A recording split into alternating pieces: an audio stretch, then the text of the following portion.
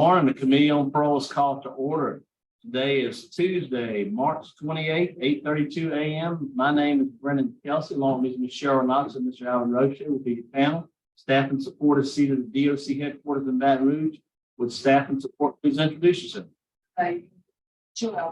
Parole. Our remote location is Louisiana State Penitentiary. Would staff and support please introduce yourself there? Deputy Warden Falgood, Reginald Admiral, classification. Carmen Shipley, offender records. All right, we're ready for our first case. Please introduce yourself, state your name and DOC number for the record. Leroy Jenkins, 73024. All right, Mr. Jenkins, you heard the introduction. We'll have a parole hearing. We'll ask for some questions. You can respond at the end. You can make a statement. We'll take a vote. You understand the process? Yes, sir. We do have some other people that will be speaking. I'll introduce them and they'll speak at the appropriate time. Okay. Leroy Jenkins, DOC number 73024. You're a second class offender, not eligible for good time date. Parole eligibility date 6/17/2022. Full term is life. First degree murder and simple escape. Does that sound correct? Yes, sir.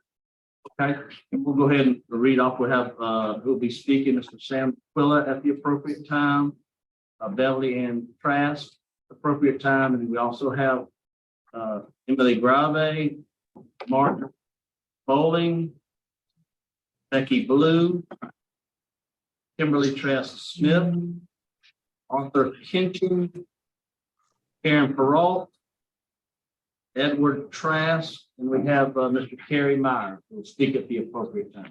Thank you guys for being here. Mr. Kelsey, if I might, Mr. Sure. Jenkins' attorney is probably at the gate right now. I was notified about 15 minutes ago that she's at the gate of Angola, trying to get in. Just so Claire Rubion is his attorney, and she is there on the ground somewhere. I'm gonna reach out to him, but hearing start at 8:30. Yes, sir. We're here back. I think we have everybody prepared and everybody ready. Could you introduce your name, ma'am?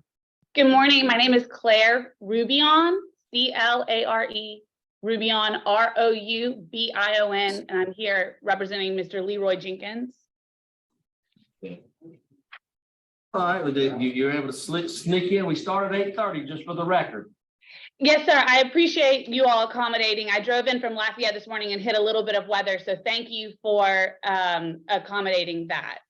Yes, ma'am. All right, we are going to continue with the hearing for Mr. Leroy Jenkins. I read the information for the record. Mr. Jenkins, did you understand everything that I read? I read your charges. I read the information for the record. You know we have people here that'll speak on both sides and prepared to answer questions from Mr. Roche. Thank you. Yes, sir. Mr. Roche? Thank you, Mr. Chairman. Good morning, Mr. Jenkins. How are you? Fine, and you? But I'm going to put some information to the record and then I'll have some questions, okay? Okay. Mr. Jenkins is a second felony offender, 67 years old.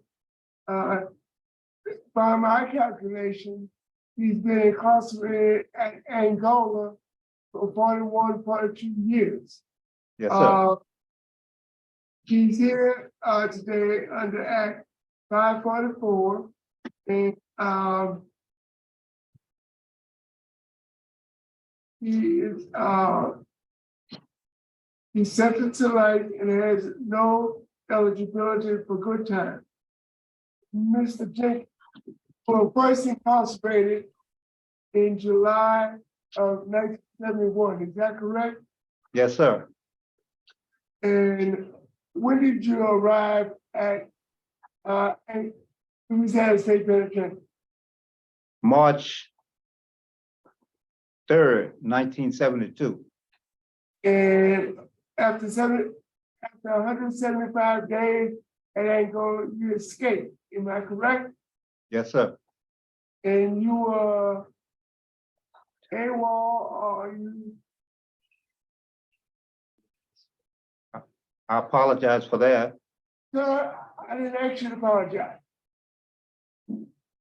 And you absconded to Illinois, is that correct? Yes, sir. And how long were you in Illinois? About 9.5 years. Okay, and in that 9.5 years, you got married, you had Yes, sir. 3 children, and you were employed, and then you applied to be a police officer, or you impersonated a police officer, you were arrested, and they found out Louisiana had a warrant for your arrest. Is that correct? Yes, sir.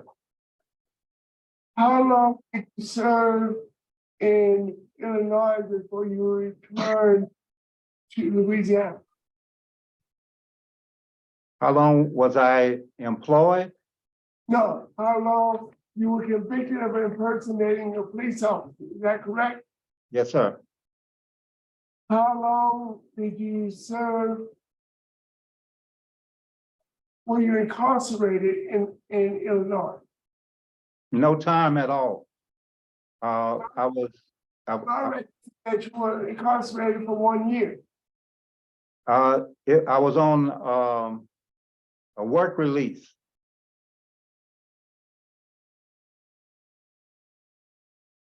You were on work release in Yes, sir. Illinois. Yes, sir. Why won't you immediately return to Louisiana when you were arrested? I have no idea about that part. They picked me up on a Sunday, and I was immediately taken to the magistrate of Illinois, and she bailed me back over to Louisiana to be extradited back to Louisiana for the extradition for Oh, 90 okay. days. Okay, so how long between the time you were arrested in Illinois and when will you return to Louisiana? I would say, as I said, about 90 days, something like that. Our records reflect that it was a year, but that's not important. So tell me exactly what you were doing in Illinois. Working and raising a family, mostly working. You were a convicted murderer and you had, why would you apply to be a police officer? Needing more money because of the standard of living. I wasn't making enough, and Thank you. Tell me about the programs that you completed since you returned to Louisiana in 1983? yes, sir. Anger management, 100 hours, pre-release.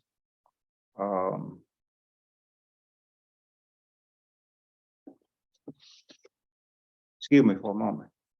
Okay. My records show that you completed 100 hours pre-release, anger management, and Yes, sir. Yes, sir. Okay. Any other program? Yes, thinking for a change. Mr. Jenkins, Mr. Yes, sir. Jenkins, we've already mentioned, thank you for change, 100 hours pre-release, anger management. Are there any other programs? Mr. Jenkins, we don't have time to go through a binder. Tell me what kind of programs you completed. Maintenance mechanic at tractor repair and Maintenance and repair, maintenance and repair on the job at, training. at Camp C, on the job training. Okay, Mr. Jenkins, those are vocational programs. I want to know what type of rehabilitative programs that you completed other than 100 hours pre-release, anger management, thank you for a change. Just going to church service and participating. That's the only program that you completed. Yes. First-time programs in 42 years of incarceration. That's No- it. No victim awareness, Yes, no military dads. no.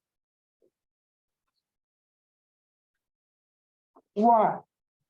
Why have you availed yourself to additional programs so that you can rehabilitate yourself?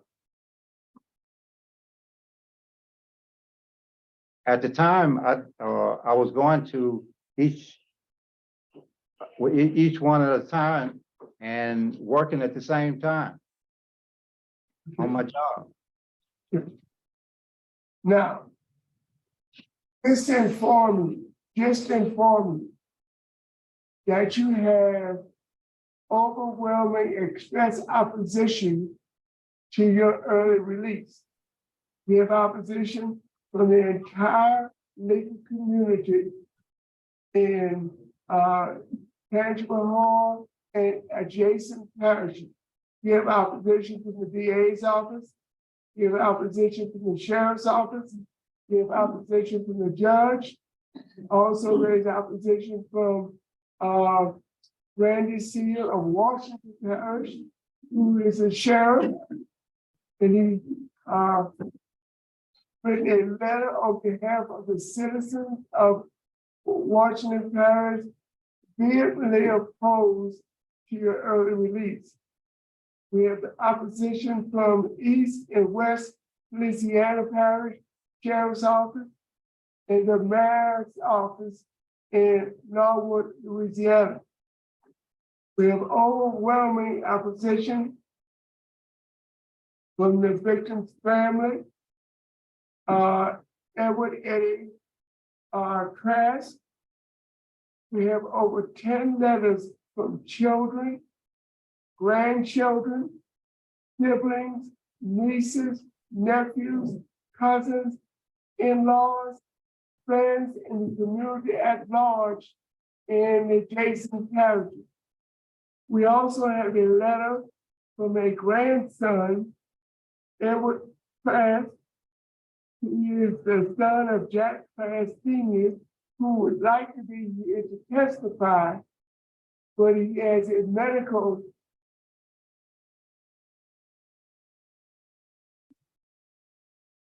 he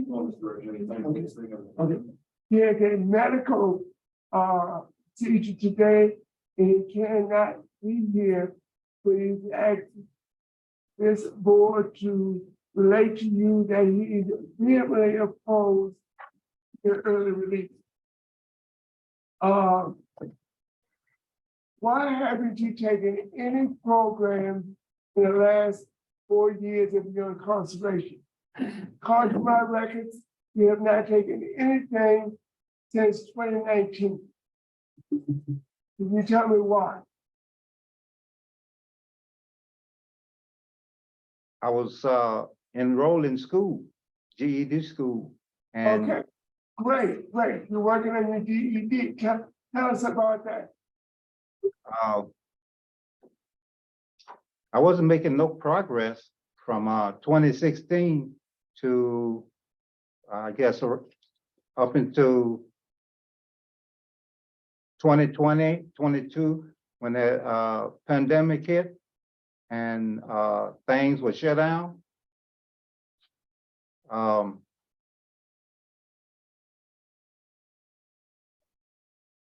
And I'm still going. And so you're working on your GED. At which level are you on now? The lower scale. I don't come up near a high set. Yeah. Now, question, Mr. Jenkins, are you in school full time? No. In the evening, Okay. from 1:30, or I should say 12:30 to 3 before count time. To continue to work. I'd like to see you get that high set because it's very important as far as your opportunities for employment if and when you're released. Mr. Jenkins, I didn't see a disciplinary report in my report. How many disciplinary write-ups have you had in the last 42 years? 19, Okay, what was your last disciplinary write-up?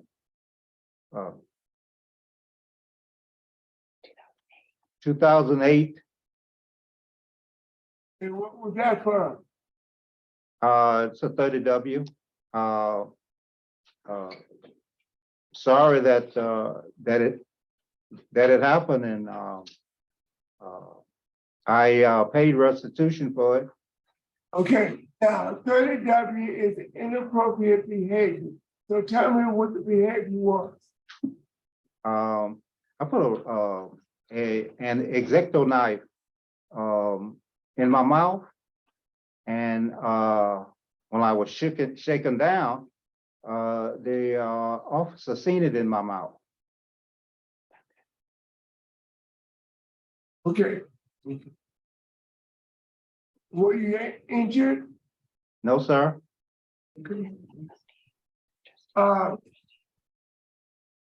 Tell me what, so what is your current work time? What is your current work time?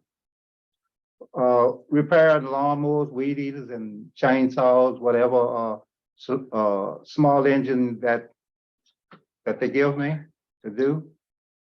Okay, so you are certified in 4-stroke engines? Yes, sir. Tell me about drugs and alcohol. Have you ever been addicted to illegal drugs or alcohol? No, sir. Never smoked marijuana? No, sir. Never drink alcohol? No, sir. Tell me about your transition plan with the Louisiana Parole Project. I plan on when I get there, I plan on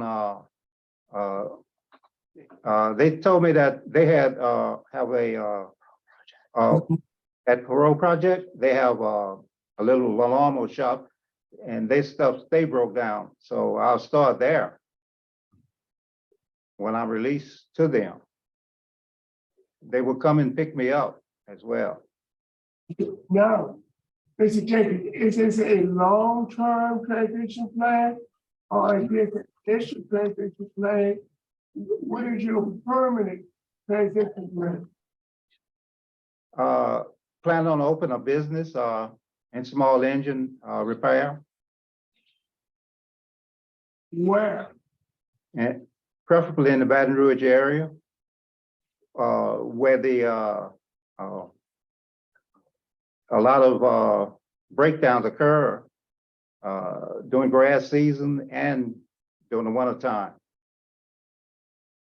I'm very familiar with that. Ms. Jenkins, tell me why this panel should vote to release you before you scheduled to, before you have a life sentence, so why should we release you early? I've shown a demonstration of rehabilitation, and I'm sorry that this whole matter occurred.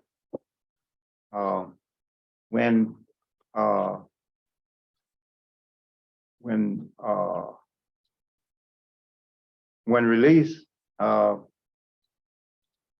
won't have no trouble sustaining myself in society. In fact, I'll be productive in more areas that I even think about, because I like to go to church, and I participate in all sort of church work. So, Jenkins, yes, sir. tell us exactly why you're incarcerated. Why am I incarcerated? Yes, tell me why you're incarcerated. What did you do? I killed a man crossing his property without permission. And a gunfight occurred, and Mr. Trask was hit. And I'm sorry that Mr. Jenkins, yes, I sir. think a little bit more than crossing a man's property. Did That's what- you break into his trailer? No, sir. You weren't, was that the first time you crossed that property? No, I crossed it. He didn't see me. One time I crossed there, I was going hunting, squirrel hunting, and nobody seen me. It was another time that he seen me, and he started shooting. And you didn't go on that property to break into his trailer. No, sir. One Ambo, one Falco, do you have any comments, observations? Yes, sir, I can let you know that for, as far as the high set, he has no notable gains made. He's still on the M level. He's been dropped from the school from the GED class 4 times for medical and excessive absence. And as far as that 30W that he told you about, it did not occur as a knife incident. It was a inappropriate comment that he made to a female officer. Not different from having some contraband. Sir? And that's a lot different from having some contraband. Yes, sir, it is.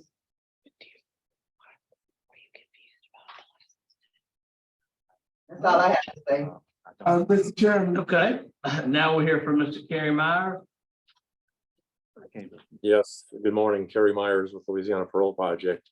Here to let this board know that Mr. Jenkins is our client. We are prepared to offer Mr. Jenkins long-term support, help him be connected to all his services, including medical and other services. We'll help him find over time as he gets connected to those services, long-term permanent housing. Mr. Jenkins was 15 years old when he committed this crime. He except for his GED, lack of GED, he would be eligible under Act 277. Instead, he is here under Act 544 because he's also qualifies as a 10-6 lifer. At 16 years old, he did escape from Angola, which was, I don't know what I would do at 16 years old back in the 1970s if I was in Angola, but he saw an opportunity and he did leave and led a productive life while he was gone with no incidences. Since he's returned to Angola, he's also been productive, and he's a Class A trustee. He has had very few incidences of disciplinary actions. He's been practically a model inmate. He's got a learning disability, which is one of the reasons he has documented learning disability, which one of the reasons he still struggles to get his GED. But he does have a skill. He does have this talent in engine repair, and we are prepared to help him find employment and find long-term housing. So we just ask this board to consider this in granting his parole today. All right, thank you. All right, now we'll hear from Ms. Beverly Ann Trask. You can make your 3-minute statement.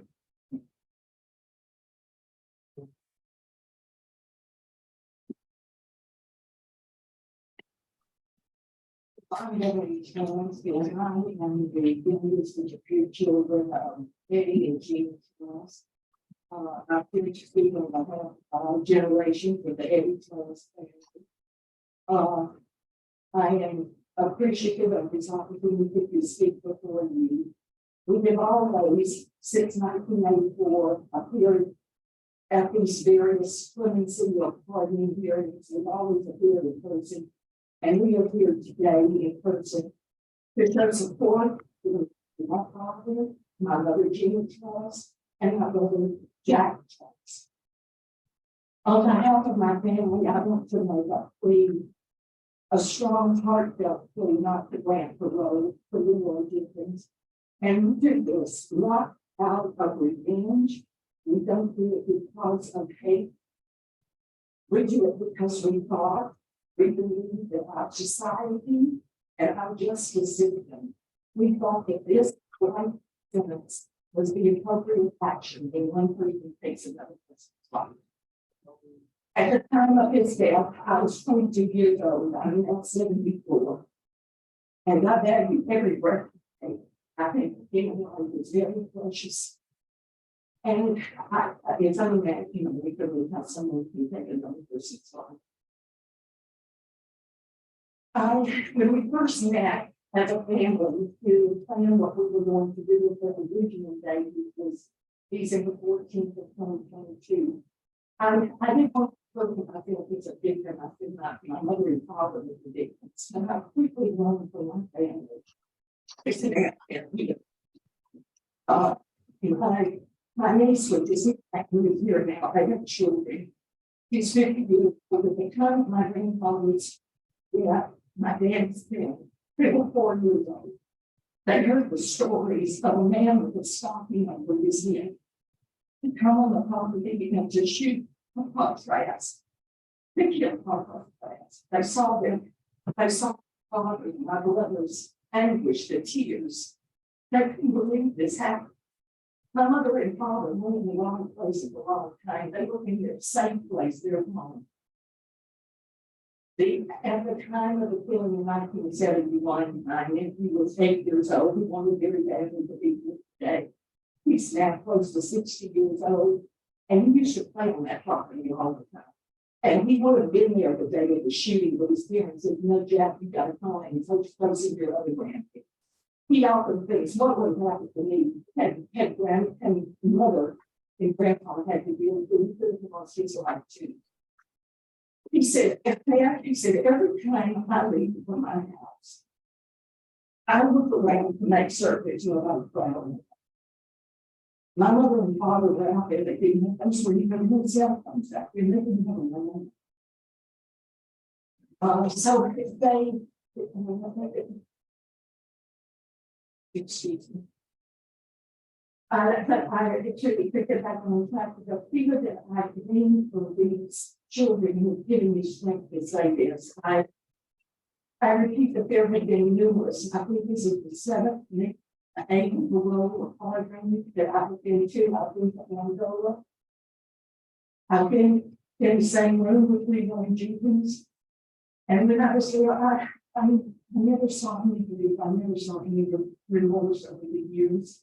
There were times, and very recently, in 2013, there was angst. I'm not saying violence, but there was angst. It was as though the accusations as existed here that my father shot him. What father to do? I once again, I will Lord is trying to be helpful. But at the same time, I've also been told that sometimes they folks with me and see what to say. And I'm very difficult to believe that that can be a clear, rehabilitative act of rehabilitation. He simply wants to get out of prison. I mentioned also there have been numerous proceedings that have taken place that in my feelings, the most recently was May 28th of 2021. That was not a hearing, but it was a court case. I got these documentations for written Louisiana from the public court. I try to keep abreast of what is going on. At that particular time, he and his lawyer wanted a lessening of sentences. They wanted a proof of innocence. And this one we then go to my mother's letter. And this was written in 1984. I was with my mother at the police hearing, and he would be from the next position for Chicago back to Louisiana. My mother read this, she was a witness there. And she spoke for truth. Yes, ma'am. Go ahead and wrap up. Let's go ahead and wrap up. I get the escape from prison. The documentation for proceedings in 1988 that was led by Gary Gazelle, and so he was that particular. He made some accusation that he was missing the prison. He just thought he was supposed to be released. That there, but he doesn't have any record. I have numerous numbers to get accounts from him over the regard to this escape. I go down to this attachment A from this original document written by the back. There's someone here that recognize what we got. The name of this. My brother, you're not believe that after 175 days. All throughout the 90s in this time, my brother would continue to go, you can see what was being done at the state of Louisiana.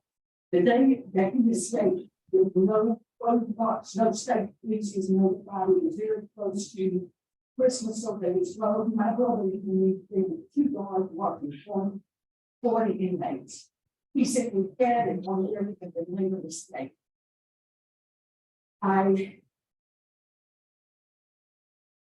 I'm devastated. My brother, it was out of stress. He was 42 years old. I go back to this letter, and I want to thank him for what he did, because this is the only document that I have. I've been looking at this letter for 35 plus years. This is my mother. There, she the first one to picture, and she wrote it through. He lists here that she said there was a man that was stopping over his head down, and she came up with impact and with the gun pointed at my pocket. He said, my husband said, what do you want? To get to sit out make money or whatever. And it was given it to him. He had it, he just cashed his social security. My aunt Gladys, who is Lynn's mother, had seen Leroy Jenkins walk through it. So he was walking my hand with a check bag. He made his way out there. He was made it. We was playing, it was cremated with stopping over the. I would stop saying. It's all peace.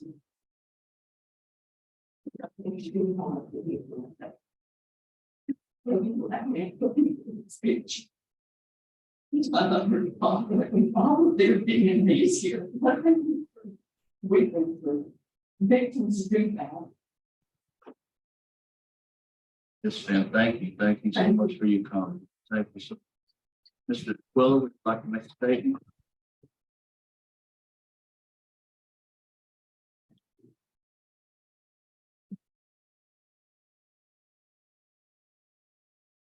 Good morning. My name is Sam Quiller. I'm the district attorney for East and West Louisiana here. Although I was not the district attorney when this murder occurred, I am the district attorney for East and West Louisiana here since 2003. I'm here today on behalf of the victims of this case. Mr. Myers would attest to the compassion that our office has for inmates. He can personally attest to that. He knows our office. He knows the feelings of our office when it comes to inmates. He knows compassion that we have the victims of crime. Mr. Eddie Trask lost his life July 3rd, 1971. He's not here. Mr. Jenkins is here. He's 67 years old. He served 41 years in prison. And I don't really need to relate that to you. You know that. You decided it. And we're here today to determine whether he can be parole eligible at this time. I have compassion for the victims. The victims have contacted our office. They've expressed their interest that they oppose the release of Mr. Jenkins. Our office stands behind them. That's what we did. That's the criminal justice system. We told them, my predecessor told them, when he was incarcerated, that he would be serving life in prison. It is difficult for me to face them and tell them at this time, he may be parole eligible, he may be paroled. It's very difficult for me to understand. The victim, speaking on behalf of the victim, I have compassion for the victim. Mr. Jenkins, I don't have a lot of compassion for him. He made a decision July the 3rd, 1971, to kill Mr. Trask. He did that. He served 175 days in prison. He escaped. And he lived a life. He lived a life outside of Louisiana for roughly 9.5 years. He was employed. He was a good member of society. He had children. He lived his life. Mr. Trask was not able to live his life. I have no compassion for him. He stated he attended some programs, rehabilitational programs. I didn't hear very many rehabilitational programs that he attended. Anger management. Anger management. What is that? He dropped out of the program without the out of 4 times. He had quite a few write-ups. I have no compassion for him. He made a decision and he has consequences that he has to suffer for that. He knew what the consequences were. He knew the consequences and he escaped in prison for 9.5 years. It is very difficult to tell the family we're going to jail for life. He escaped. We're going to just pat him on the back now because he's 67 years old and we're just going to let him out. I have difficulty understanding that and agreeing with that. I plead this board to keep Mr. Jenkins incarcerated. If you decide to let him out, if you decide to grant him parole eligibility, I think that you ought to at least wait 9.5 years before you do that. Because he was out as a free man for 9.5 years. I think it's premature at this time for the board to even consider that. Thank you. Thank you, sir. Thank you for your comment. All right, we'll hear from Mr. Jenkins and then Ms. Claire. You can wrap up at the end. Like to make a statement, Mr. Jenkins? Yes, sir. I apologize to the Trask family, each and every one of them.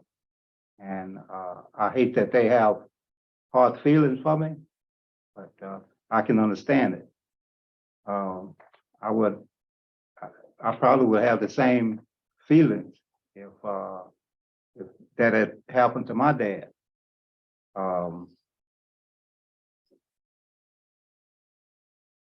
It was a moment that I couldn't think from right and wrong. I acted on my emotions, and when I was pushed in a corner, looked like I just couldn't control myself.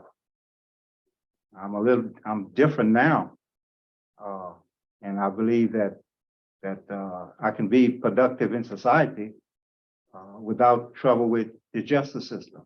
In fact, I know I could, and I've proven that. So, quick and short, in a nutshell, I'm sorry that I brought this about. I wish it had never happened. If I could turn things around, I would. Thank you all. Thank you. Thank you for your comments. Ms. Claire, would you like to wrap?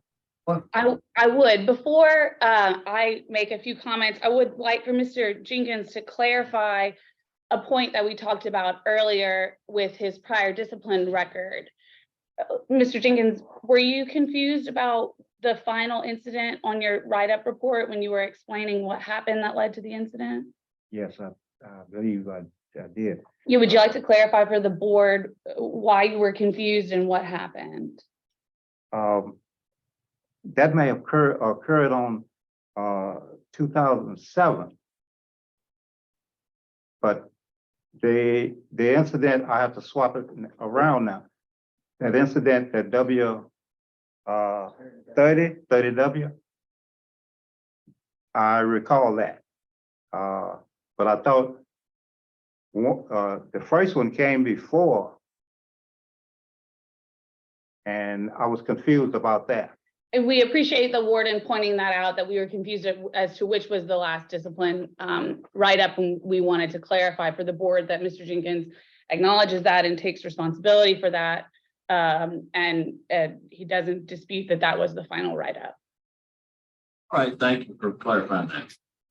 Thank you. My name is Claire. I'm here on behalf of Mr. Jenkins. We're here today because Mr. Jenkins, Leroy Jenkins, is asking to be released on parole. He's eligible for parole under Act 544. The legislature in Louisiana has made a policy decision, and it is their intent that people like Leroy, people who committed crimes before 1972, who pled guilty to those crimes and who are now, quite frankly, old men, be released or eligible for parole. He meets that criteria. Additionally, Mr. Leroy Jenkins is a juvenile lifer. He's not eligible for release under the juvenile lifer statutes, but he meets the Supreme Court guidance and standards on release for juveniles. And when we're looking at juvenile lifers, we look at their demonstrated maturity and rehabilitation. I've included in our briefing a photograph of Leroy that is his mugshot. If you've had a chance to review it, you'll see he was a young man in that picture. He no longer presents as that person today. You can see the physical changes that Leroy has undergone since 1971. What we cannot see with our eyes this morning are the changes that have gone on inside Leroy's brain of growth, maturity, changes that time gives us. So we have seen the changes in Leroy physically and mentally. He is no longer a young 15-year-old man. How do we know that he is no longer the 15-year-old that committed this crime in 1971? Well, we can listen to what Leroy has told us, both before today and today. He's written a letter, which I've included in the parole packet, and I'm going to read several quotes from it. Leroy writes, Mr. Trask's life was taken in an uncontrolled moment by a misguided teenager that had no control over his emotions. I've included in the parole packet doctor's notes that show Mr. Jenkins has learning handicaps and is of low intelligence. That, combined with what we know about juveniles, contributed to where Mr. Jenkins, we find ourselves today. But Mr. Jenkins is no longer that person. Again, he writes, I am not that reckless and irresponsible juvenile that I was back then. I've grown to know that a person must put foolish and unlearned things behind them and strive for a better outlook on life. I am no longer that reckless and unstable boy. I have matured completely. I can't be caught up like this, never again. Mr. Leroy has told us that he is no longer that person, but we have more. We can look at his conduct. His assessments from the prison are low risk. He has not had a disciplinary write-up since 2008. He is a trustee, and he has been a trustee for years. He participates actively in religion classes. He has continued to pursue his GED despite learning handicaps. He does continue to do that. He is engaged in programming while he continues to work and work towards his GED. He has learned valuable technical and job skills. He is a small engine mechanic, and he's ready to put those skills to use by getting employment. Not only has he learned technical skills, but he has gained through life skills, through the prison and meeting other inmates working here, emotional intelligence skills that he did not have when he was 15 years old. He is able and ready to implement those skills to live in the community. He has a release plan. We heard from Mr. Myers. The parole project is ready and able to take Mr. Leroy on, to work with him, to spend a month. Mr. Myers and I spoke yesterday, again, at length about Leroy. The first month of Mr. Leroy's release will be spent in intense programming to prepare Leroy to the ways of the world today in 2023. We know that it is very different than when he went into prison in 1971 and has remained since the 80s for 41 years. It is a different life. The Parole Project is ready to set Mr. Leroy up with housing, to work with him to get his driver's license, his social security, his paperwork, his SSI, things that he is eligible for to become a member of the community. The final comment. Go ahead and Sir? wrap, go ahead and Yeah. wrap up now. The final comments I have to make this morning are on a personal level. I've represented Mr. Jenkins for 10 years. He's the first client that I ever had, and he has been a very patient and trusting client.